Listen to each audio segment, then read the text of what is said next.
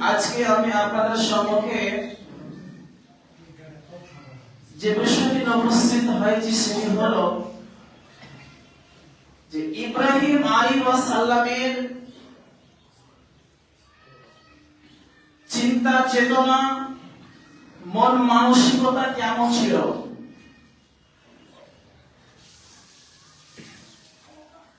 এ সম্পর্কে আল্লাহ সুবহানাহু ওয়া তাআলা কি বলেন এই নিয়ে কিছু বলবো। যদি আমার মাবুদ আমাকে তৌফিক দেন তো আমার তৌফিক ইল্লা বিল্লাহ।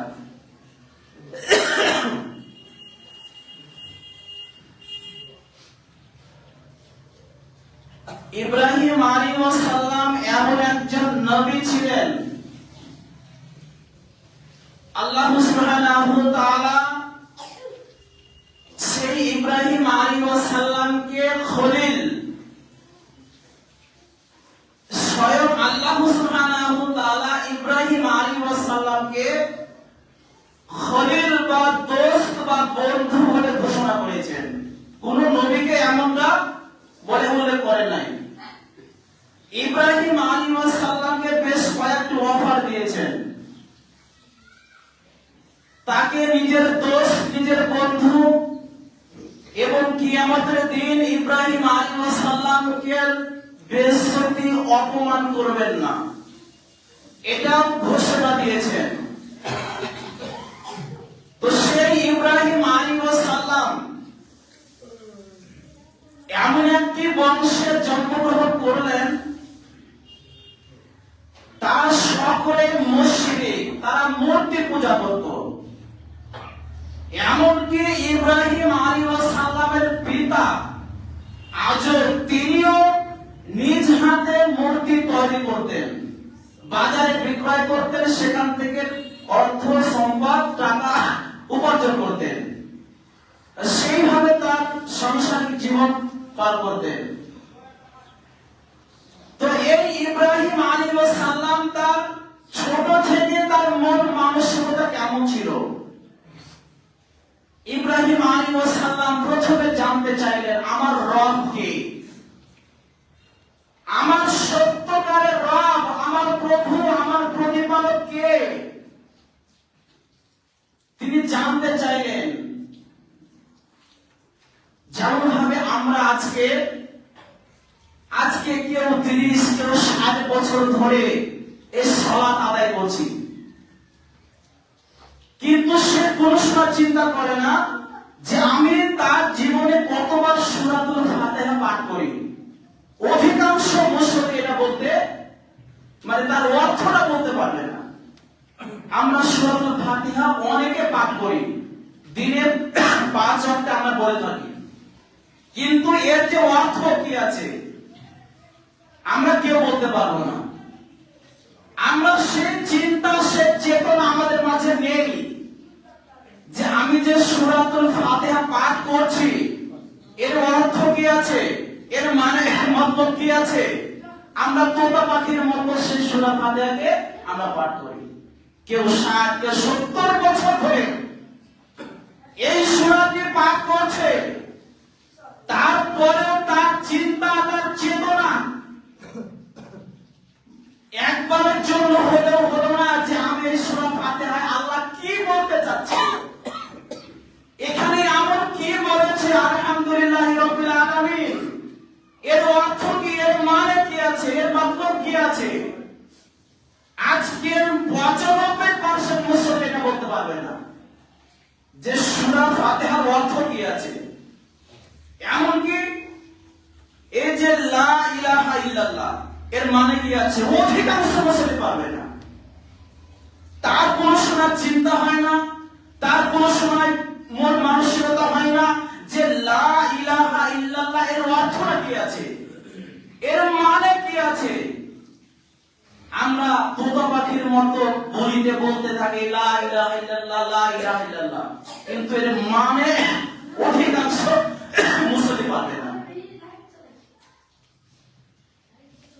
একজন মন্ত্রী তার একটি পোষা পাখি, একটা পাখি পুষছেন, আর সেই পোষা পাখিকে একটা বলি শিখিয়ে দিয়েছেন কি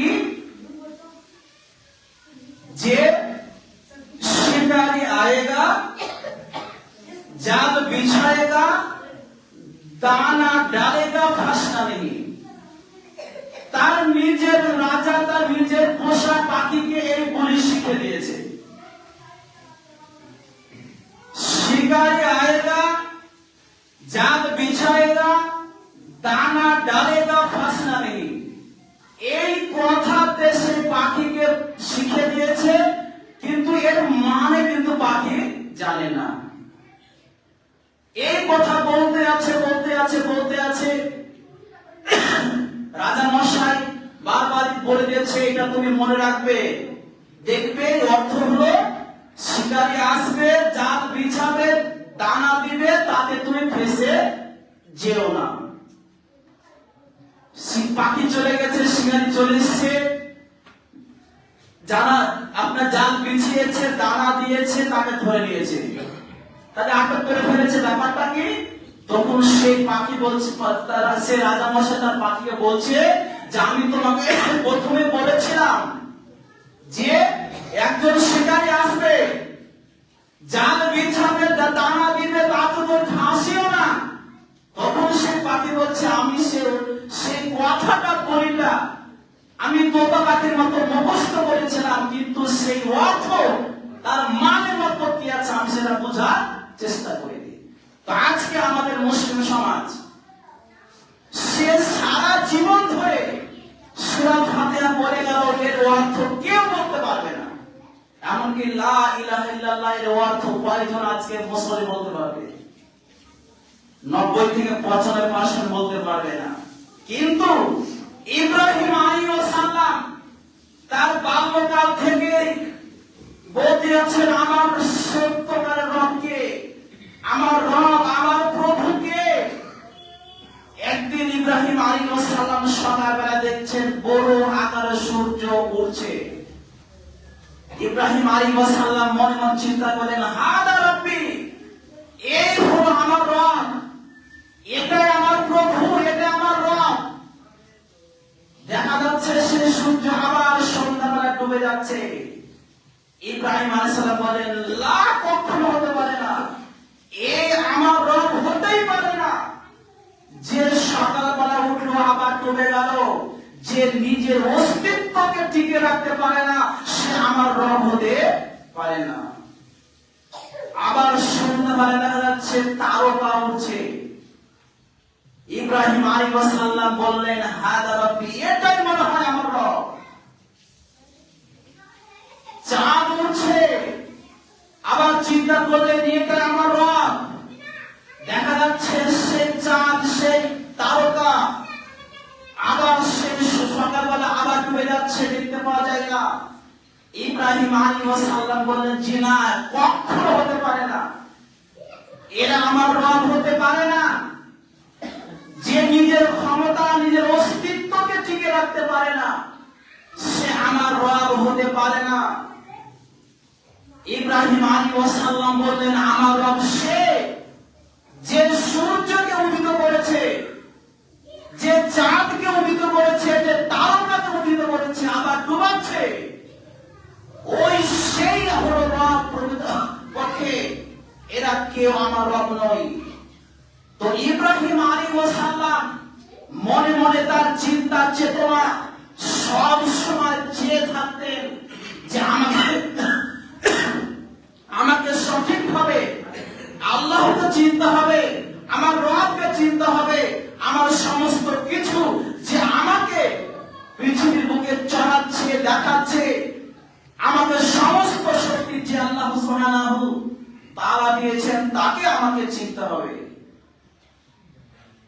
আমরা কোন সময় সেই চিন্তা চেতনা নিয়ে আমরা কোন সময় দুনিয়ার বুকে চলাফেরা করি না। আজকে আমাদের সব সময় আমাদের মাঝে, আমাদের দেমাগে ওই চিন্তা চেতনা থাকে, কি করে মানুষের ক্ষতি করা যাবে, কি করে মানুষকে দুর্বল করা যাবে, কি করে মানুষের ক্ষতি করা যাবে, কি করে মানুষের নামে বদনাম, মানুষের সঙ্গে বেইমানি করা যাবে, এই চিন্তা চেতনা নিয়ে সে সারা রাত সে পার করে থাকে।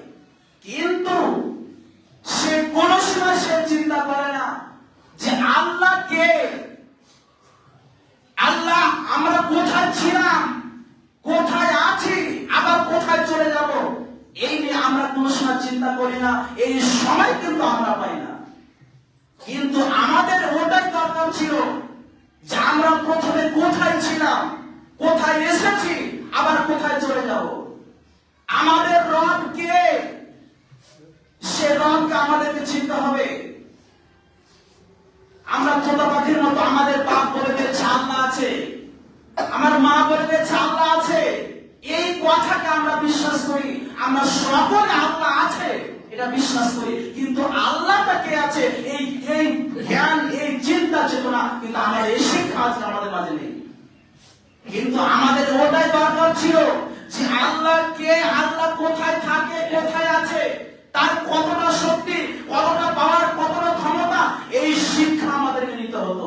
যেমন ভাবে ইব্রাহিম আলাইহিস সালাম নিয়েছিলেন আমার প্রকৃত পক্ষের রবকে, আমার আল্লাহকে, আমার প্রভুকে, সেই তার বাল্যকাল থেকে ইব্রাহিম আলাইহিস সালাম সে চিন্তা চেতনা, সে তার মনকে সবসময় উঁচু দিকে নেওয়ার চেষ্টা করেছে। কিন্তু আমরা কোন সময় সে চিন্তা করি না আমরা কি করে মৌলবীর ভুল ধরা যায়, কি করে মৌলবীকে পাপনা তাচ্ছিল্য করা যায়, কি করে মৌলবীকে ছোট করা যায়, কি করে মানুষের ক্ষতি করা যায়, এই চিন্তা চেতনা নিয়ে কিন্তু আমরা সারা রাত পার করি, দিন পার করি, সবসময় সেই চিন্তা নিয়ে আমরা দুনিয়ার বুকে বসবাস করি। হাইরে মুসলিম, ইব্রাহিম আলাইহিস সালাম নবী হওয়ার পরে আল্লাহ সুবহানাহু ওয়া তাআলা বলেন আমি জিন্দাকে মারতে পারি, মৃত্যুকে জীবিত করতে পারি। ইব্রাহিম আলাইহিস সালাম বলেন তাই বলে হ্যাঁ। তো ইব্রাহিম আলাইহিস সালাম বলছিলেন এরা তার বিশ্বাস করি আল্লাহ, তো এক কাজ করো আমাকে দেখাও যে তুমি কি করে মানুষকে জিন্দা করতে পারো, কি করে মানুষকে মৃত্যু করতে পারো, এটা আমাকে দেখাও স্বচক্ষে। আল্লাহ বলছেন ইব্রাহিম তুমি কি এটা বিশ্বাস করো না যে আমি জীবিত করতে পারি আবার মৃত্যু দিতে পারি, এটা তুমি বিশ্বাস করো কি না সেটা বলো। ইব্রাহিম আলাইহিস সালাম বলছেন আল্লাহ আমি তো সেটা বিশ্বাস করি, কিন্তু যদি তুমি আমাকে স্বচক্ষে দেখাও যে তুমি জিন্দাকে জীবিতকে মৃত্যু, মৃত্যুকে জীবিত করতে পারো, তাহলে আমার মনটা ভরে যাবে, আমি শান্তি পাবো, আমার অন্তরটা প্রশান্ত হবে। আল্লাহ সুবহানাহু ওয়া তাআলা বলেন তাই বলে হ্যাঁ এক কাজ করো তুমি 4টি পাখি নিয়ে এসো। মানে ইব্রাহিম আলাইহিস সালামের সবসময় মনে একটা প্রশ্ন থাকতো, তার সবকিছু জানার চেষ্টা করতেন। তো ইব্রাহিম আলাইহিস সালামকে বলেন আল্লাহ যে এক কাজ করে ইব্রাহিম তুমি 4টি পাখি ধরে নিয়ে এসো, 4টি পাখি ধরে নিয়ে এসো, 4টি পাখিকে জবাই করো, জবাই করার পর 4টি পাখির মাংসকে মিশ্রিত করে দাও, তারপরে 4টি পাহাড়ে তুমি রেখে দাও। সব আখড়াতে দেওয়া আছে, তো 4টি পাখির নাম দেওয়া নাই। অনেক অনেক মুফাসসির তারা বলছে, কেউ বলেছেন একটা মোরগ, একটা কবুতর, একটা কাক, একটা হলো আপনার পায়রা। কোরআনে কিন্তু এই 4টি পাখির নাম নেই, তবে 4টি পাখির নাম উল্লেখ আছে। অনেক মুফাসসির তারা বলছে এই পাখি ছিল। তো ইব্রাহিম আলাইহিস সালাম 4টি পাখি ধরে নিয়ে আসলেন, জবাই করলেন, 4টি মাংসগুলোকে এক জায়গায় করে 4টি পাহাড়ে রেখে দিলেন। 4টি মাংসগুলোকে রেখে দেওয়ার পরে 4টি পাহাড়ে এবার আল্লাহ সুবহানাহু ওয়া তাআলা বলছেন ইব্রাহিম এক কাজ করো তুমি যে যে পাখিগুলো ধরেছো, জবাই করেছো, তাদের নাম ধরে তুমি ডাকতে থাকো। ইব্রাহিম আলাইহিস সালাম কি করলেন ওই পাখির নাম ধরে ডাকলেন। 4টি জায়গা থেকে মাংস উঠতে উঠতে উঠতে একটি জায়গায় জড় হচ্ছে, পর হচ্ছে, টানা হচ্ছে, উঠতে উঠতে উঠতে ইব্রাহিম আলাইহিস সালামে চলে আসলেন। তো ইব্রাহিম আলাইহিস সালাম মনে মনে এমন তার অন্তরটা ভরে গেল, সত্যিকারে আল্লাহ সুবহানাহু ওয়া তাআলা আবার জীবিত করবেন সেই কিয়ামতের দিন। কিন্তু তারা আজকে কাফের, বেঈমান, ওরা মুশরিক, তারা হিন্দু, তারা বিশ্বাস করে না যে মানুষকে মারার পরে আবার জীবিত করবে। তো ইব্রাহিম আলাইহিস সালাম সেই দৃশ্য দেখে অবাক হয়ে গেলেন যে আল্লাহ আমি তোমাকে বিশ্বাস করতাম, আমি তোমাকে বিশ্বাস করতাম যে তুমি জীবিতকে মৃত্যু, মৃত্যুকে জীবিত করতে তুমি পারো, কিন্তু এটা দেখার পরে আমার অন্তরটা ভরে গেল, আমি শান্তি পেলাম। তো ইব্রাহিম আলাইহিস সালাম আল্লাহ সম্পর্কে তার এমন ভাবে চেয়ে থাকতে রাখতেন যে আল্লাহকে, তার শক্তি, তার পাওয়ার কতটা আছে, সবসময় তিনি জানার চেষ্টা করতেন। নমরুদ বাদশাহ নমরুদের সঙ্গে দেখা হলো। বাদশাহ নমরুদ ইব্রাহিম আলাইহিস সালামকে বলছে, ইব্রাহিম, তোমার আল্লাহর কি ক্ষমতা আছে, কি পাওয়ার আছে? ইব্রাহিম আলাইহিস সালাম বললেন, আমার আল্লাহর পাওয়ার আছে এতটা যে আমার আল্লাহ মৃত্যুকে জীবিত করতে পারেন আর জীবিতকে মৃত্যু করতে পারেন। সেই বাদশাহ নমরুদ বলছে, ইব্রাহিম, আমার এই ক্ষমতা আছে, আমার পাওয়ার আছে। বলে তাই? বলে হ্যাঁ। আচ্ছা দেখাও দেখি। সেই বাদশাহ নমরুদ দুইজন মানুষকে নিয়ে আসলেন। নিয়ে আসার পরে একজনকে হত্যা করে দিলেন। দেখো ইব্রাহিম, আমিও পারলাম, হত্যা করতে পারলাম, আরেকজনকে ছেড়ে দিলেন। দেখো আমারও সে ক্ষমতা আছে, আমিও মানুষকে হত্যা করতে পারি, আমিও মানুষকে জীবিত রাখতে পারি। ইব্রাহিম আলাইহিস সালাম বলেন, আপনি তো এমন দোষ অবলম্বন করছেন, আমি বুঝতে পারছি। আচ্ছা একটা কাজ করা যায়। বলে কি? আমার আল্লাহ সুবহানাহু ওয়া তাআলার পাওয়ার এতটা আছে, আমার আল্লাহর ক্ষমতা এতটা আছে, যে আল্লাহ সুবহানাহু ওয়া তাআলা আমার পূর্ব দিকে সূর্যকে উদিত করে পশ্চিম দিকে সূর্যকে অস্তমিত করান।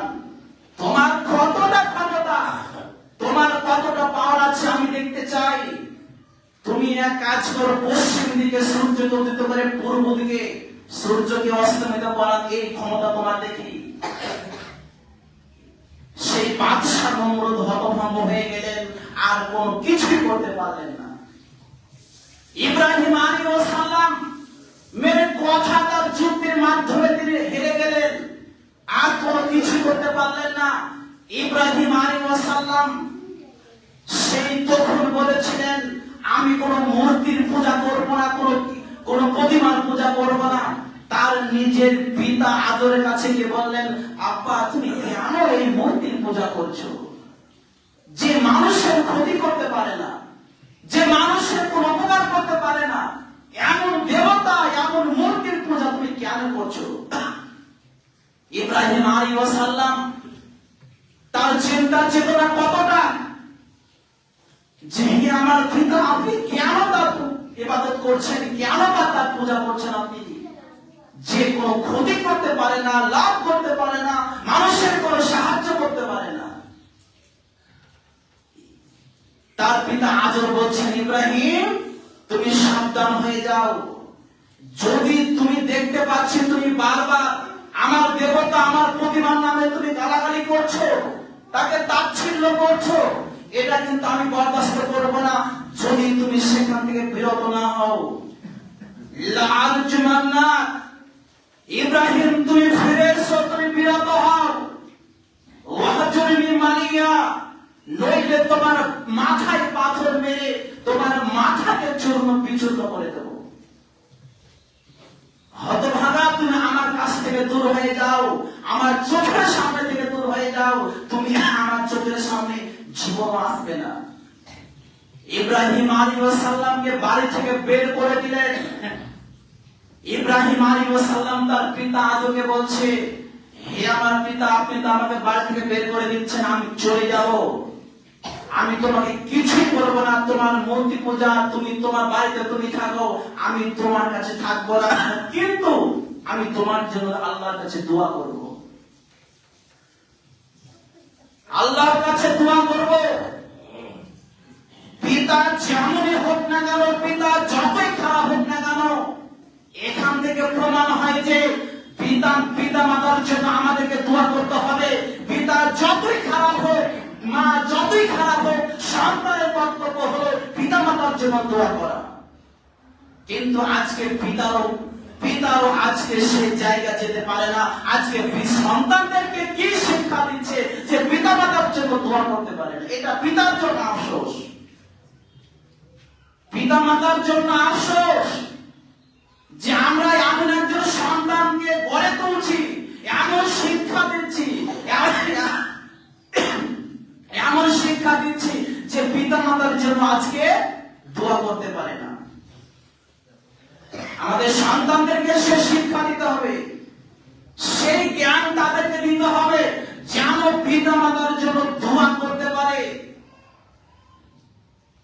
কিন্তু আজকে ইব্রাহিম আলাইহিস সালাম তার পিতার সঙ্গে কেমন ব্যবহার করলেন।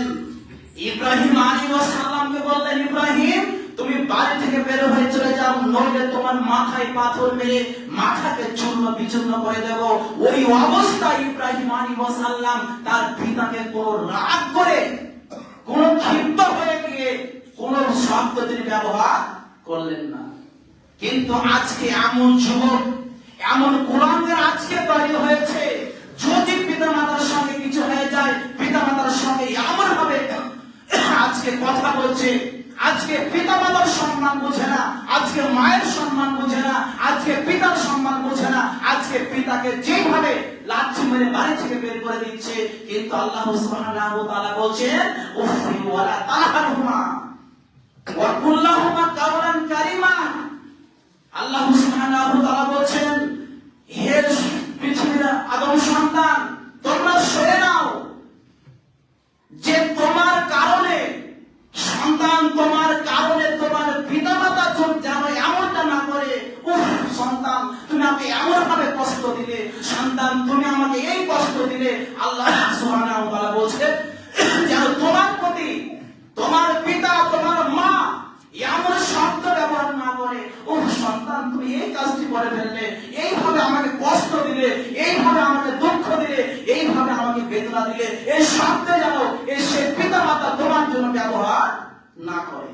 কিন্তু আজকে আমরা এমন গুণাগার সন্তান আজকে জন্মগ্রহণ করছে। আজকে অধিকাংশ আজকে যুবকরা পিতা মাতার সম্মান বুঝে না, না মায়ের সম্মান বুঝে, না পিতার সম্মান বুঝে, আজকে কারো সম্মান বুঝে না। আজকে যেভাবে পিতা মাতাদেরকে আজকে আপনার কিনা তাচ্ছিল্য করছে, আজকে এমন ভাবে গালাগালি করছে, এমন শব্দ আজকে ব্যবহার করছে, মনে হয় না যে সেটা তার পিতা। কিন্তু আমাদেরকে আল্লাহ সুবহানাহু ওয়া তাআলা বলেন, ওয়া ক্বাদ রাব্বুকা আল্লা তা'বুদু, আল্লাহ সুবহানাহু ওয়া তাআলা বলেন আমি তোমাদের জন্য ফয়সালা করে দিয়েছি। এমন ভাবে চূড়ান্ত আল্লাহ সুবহানাহু ওয়া তাআলা পিতামাতার সম্মান বাড়াতে বাড়াতে বাড়াতে এমন পর্যায়ে নিয়ে গেছেন।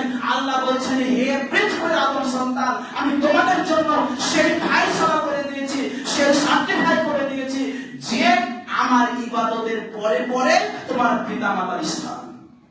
তাহলে চিন্তা করেন, আল্লাহ সুবহানাহু ওয়া তাআলা বলেন যে আমার ইবাদত করবে, আমার ইবাদত করবে, আমার উপাসনা করবে, তারপরে স্থান হলো পিতা মাতা।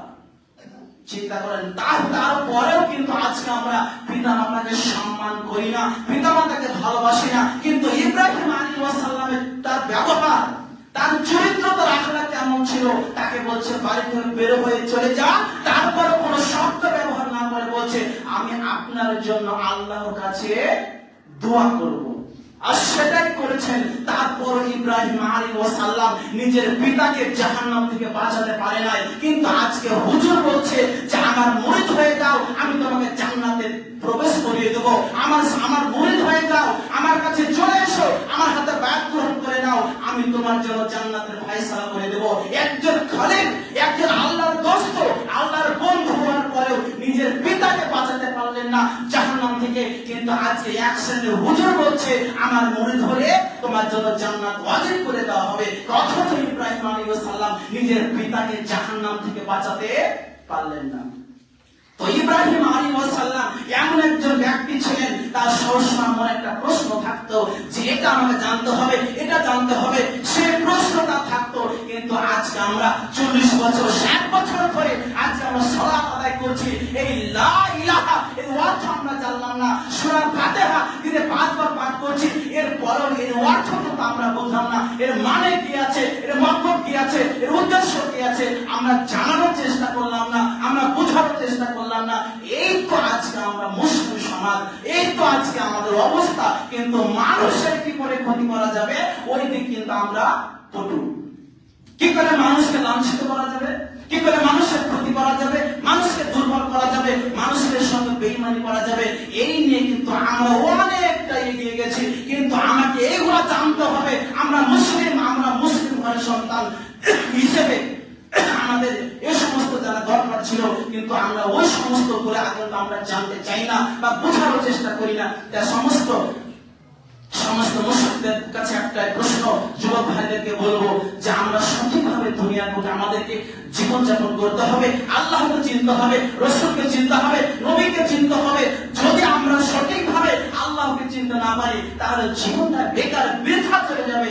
তাই যেন আমরা প্রকৃতপক্ষে আল্লাহ কে, আল্লাহ কোথায় থাকে, এর অবস্থান কতটা, আর শক্তি তার পাওয়ার কতটা আছে, এই শক্তি তার ক্ষমতা এই বিষয়ে আমাদের শিক্ষা, আমাদের জ্ঞান নিতে হবে। তাই সমস্ত যুবক ভাইদেরকে এবং বাচ্চাদেরকে বলবো আমাদেরকে আল্লাহকে চিনতে হবে এবং সমস্ত অর্থ সূরা ফাতিহা আরো যে সমস্ত সূরা আছে এই অর্থ আমরা জানতে হবে। যদি আমরা জেনে বুঝে আমরা পড়তে পারি অন্তরটা ভরে যাবে যে আলহামদুলিল্লাহ অর্থ কি বলছে, আল্লাহু বাইনা ওয়া বাইনা খাতাইয়া এর যে অর্থ আছে এতে কি বলছে, আমরা তুলাপাখির মতো বলতে থাকলাম এর মানে বুঝলাম না, আমাদের অন্তরটা ভরলো না, আমরা তৃপ্ত পেলাম না। যদি অর্থটা বুঝতে পারেন আপনার অন্তরটা ভরে যাবে, আপনার তৃপ্তি পাবেন, পড়তে আরো ভালো লাগবে, আপনার মনটা ভরে যাবে। তাই আমাদেরকে এই সমস্ত শিক্ষা আমাদের নিতে হবে। যেমন ইব্রাহিম আলাইহিস সালাম তার বাল্যকাল থেকে তার একটা প্রশ্ন জানার চেষ্টা করতেন, সেই চেষ্টা আমাদেরকে করতে হবে। হে আল্লাহ পাক রব্বুল আলামিন, যেন আমরা দুনিয়ার বুকে সঠিকভাবে আমরা জীবনযাপন করতে পারি সে ক্ষমতা শিশুকে দান করো। হে আল্লাহ পাক রব্বুল আলামিন, তুমি আমাদেরকে দুনিয়ার বুকে যে আশা, যে মাসাদে পাঠিয়েছো আল্লাহ, যেন তোমার আশা মাসাদগুলোকে আমরা সঠিকভাবে আদায় করতে পারি সেই ক্ষমতা দান করো। হে আল্লাহ পাক রব্বুল আলামিন, আজকে অনেক মানুষ তারা মারা গিয়েছে, তারা কবরে শুয়ে আছে, জানি না কোন অবস্থা আছে। হে আল্লাহ, তুমি তাদেরকে জান্নাতুল ফেরদাউস দান করো। হে আল্লাহ পাক রব্বুল আলামিন, আজকে অনেক মানুষ তারা অসুস্থ হয়ে আছে, তুমি তাদেরকে আরোগ্য দান করো। আল্লাহুম্মা সাল্লি আলা মুহাম্মাদ ওয়া আলা আলি মুহাম্মাদ কামা সাল্লাইতা আলা ইব্রাহিম ওয়া আলা আলি ইব্রাহিম ইন্নাকা হামিদুম মাজিদ। আল্লাহুম্মা বারিক আলা মুহাম্মাদ ওয়া আলা আলি মুহাম্মাদ কামা বারাকতা আলা ইব্রাহিম ওয়া আলা আলি ইব্রাহিম।